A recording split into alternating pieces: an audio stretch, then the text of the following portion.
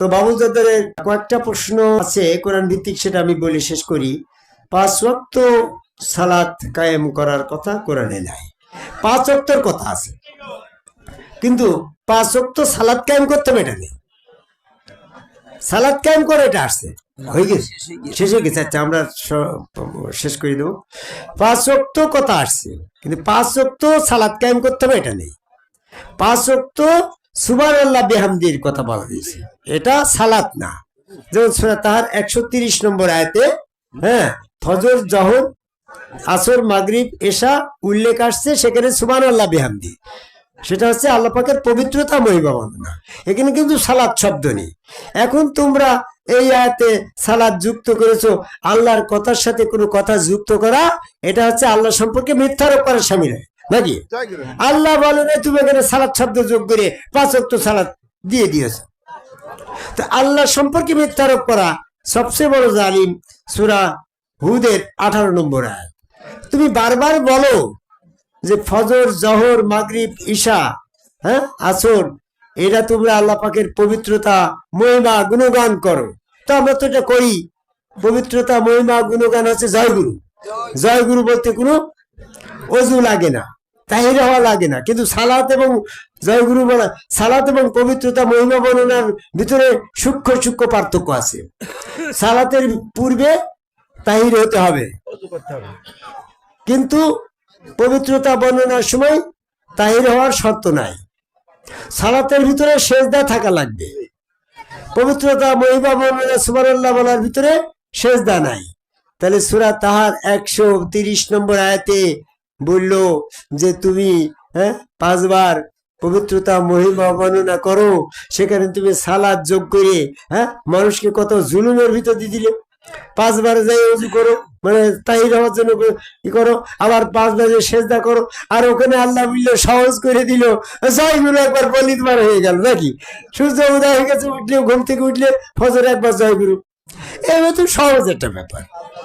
তারপর সূরা রুমের 17-18 নম্বর আয়াতে এখানেও বলা হয়েছে জহর, আসর, এখানে কিন্তু সালাত শব্দ নেই। তোমরা ওখানে সালাত যোগ করে দিয়ে জহরের নামাজ ফরজ করে ফেললে, তো আল্লাহ যোগ করলো সুবহানাল্লাহ বিহামদি, তুমি সেখানে সালাত যোগ করে দিয়ে আল্লাহ পাকের শব্দের সাথে আল্লাহ পাকের কথার ভিতরে নিজের মন গড়া কিছু কথা ঢুকিয়ে দিলে। সালাতের ব্যাপারে কি আমাদের কোনো বিরোধ আছে নাকি? তাহলে তোমরা প্রশ্ন করতে পারো, হাসিবুল চিশতি, সালাতটা কি? সালাতের ব্যাপারে কি আয়াত আসছে? ইযা কুনতা ফীহিম ফাআকামাতা লাহুমুস সালাতা ফালতাকুম তাইফাতুম মিনহুম মাআকা ওয়ালিয়াখুযু আসলিহাতাহুম ফাশুজাদা মিন ইয়ারায়াকুম। আল্লাহ পাক বলল, যুদ্ধক্ষেত্রে হে নবী, তুমি যখন তাদের সাথে থাকবে, তাদের সালাতটা তুমি এইভাবে কায়েম করাবে, 2টা দলে ভাগ হয়ে একটা দল সশস্ত্র অবস্থায় তোমার সাথে দণ্ডায়মান হবে, আর একটা দল নিরস্ত্র অবস্থায় একজন একজন করে তোমার সামনে সেজদা দিয়ে পিছনে চলে যাবে। এই নবীর সামনে, রসুলের সামনে একটা সেজদা দেওয়ার নাম সালাত। এটা তুমি না করে বিকল্প ধারায় আজান দিয়ে নামাজ শুরু করে দিয়েছো। আজান দিতে হবে সালাতের সময়, এটা তো কোরআনে কোনো আয়াত নেই। বরং আজান দেওয়ার কথা হজের সময় আজান দাও, আজান মানে ঘোষণা। বরং আজান দিয়া সালাতের ব্যাপারে কোন আয়াতের পরিপন্থী এটাও একটু বলে যায়।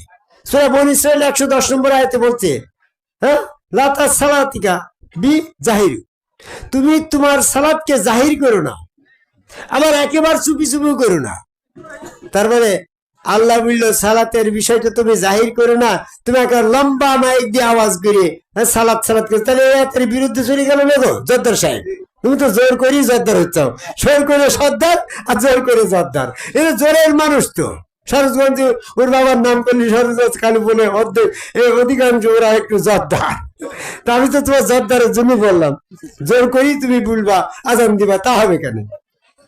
এই যে এর বাড়িতে একবার অনুষ্ঠান করতে যাবো, হাজি সাহেব ওর বড় ভাই, আমাকে জোর করি অনুষ্ঠান করতে দেবো না। আমি তো চ্যালেঞ্জ করলাম, আসি তোমার হাজি সাহেব তোমার সাথে জোর করি, আর হচ্ছে না, আমি কোরআন গবেষক হাসি বলে কেন আছি, তোমার জোরে আর কাটবে না। তোমরা জোর করে আজান দিচ্ছ, আল্লাহ তো বলে নাই যে তোমার সালাদকে তুমি অত জোরে জোরে জাহির করো। অনেক কথা আছে, আমি অধিক বলবো না। পবিত্র কোরআন থেকে বিষয়ভিত্তিক আলোচনা গ্রন্থের ভিতরে আমি বারবার বলেছি, তারপরে বলি। উনি আরেকটা কথা বলেছে, সালাত জান্নাতের চাবি। অবশ্যই সালাত জান্নাতের চাবি, কিন্তু সালাদ কি জিনিস এটা না বুঝে তুমি আন্দাজে করে বেড়াচ্ছ, সালাদ বিরোধী কাজ করছো। তাহলে তুমি সালাদ যদি জান্নাতের চাবি হয়, সেই সালাতের বিরোধী কর্ম যদি তোমার দ্বারা বারবার হয়, তাহলে তো জান্নাতের বিরুদ্ধে দোজখ তোমার পাওনা হয় গো। কি গো বুরহান চিশতি, তুমি তো একটা গবেষক, ওই সেই হালুয়ার ঘাট টিকে আছে, ইঞ্জিনিয়ার মানুষ, এই দেখ পাগলের মতো ঘুরে বেড়াচ্ছে।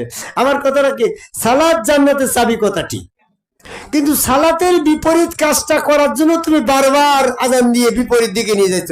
তো সালাদকে ব্যর্থ করার কারণে, সালাদ যদি জান্নাত চাবি হয়, তাহলে তুমি সালাতের বিপরীত কর্ম করার কারণে দোজখে তোমার স্থান হয়। এবার বুঝতে পারছো? তা আমি এখন তোমাকে ব্যাখ্যা দিয়ে দেবো। সালাত, হ্যাঁ, তোমাদের যে শেষ কর্ম সালাতের বিপরীত হচ্ছে, কে দেখো সালাতের সংজ্ঞাটা কি। আমি আজ থেকে 30 বছর আগে ফোড়াদায় এক বাহাজের ভিতরে বলেছিলাম, what is the definition of the worship according to the holy কোরআন।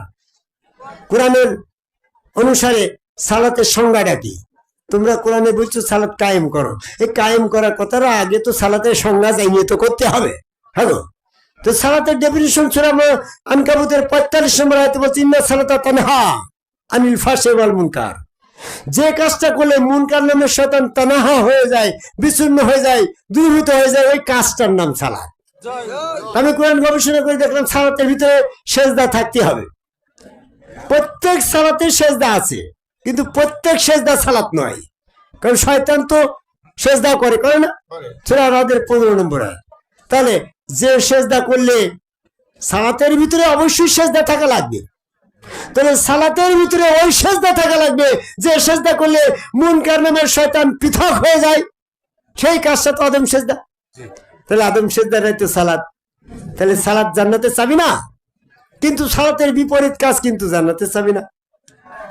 সালাতের পূর্বে বলা রয়েছে, সালাত তাদের জন্য বলা রয়েছে যে ইয়াইহাল্লাযিনা আমানু, হে বিশ্বাসীগণ তোমরা সালাত পালন করো। তাহলে বিশ্বাসের মূল শর্ত কি? রসুল বিশ্বাস, আল্লাহ বিশ্বাস। রসুল বিশ্বাসের মূল শর্ত কি? রসুলের হাত আল্লাহর হাত, রসুলের পা আল্লাহর পা। রসুল সাথে আল্লাহ যখন বিশ্বাস করলে তার বাস্তবায়ন ঘটার জন্য ওই সালাত সেজদা।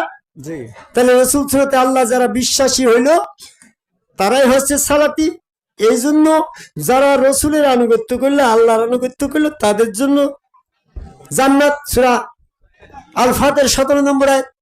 বিস্তারিত বলার সময় নেই, আমাদের তবারক পাক হয়ে গেছে। আমরা এই মুহূর্তেই মোনাজাতে যাব।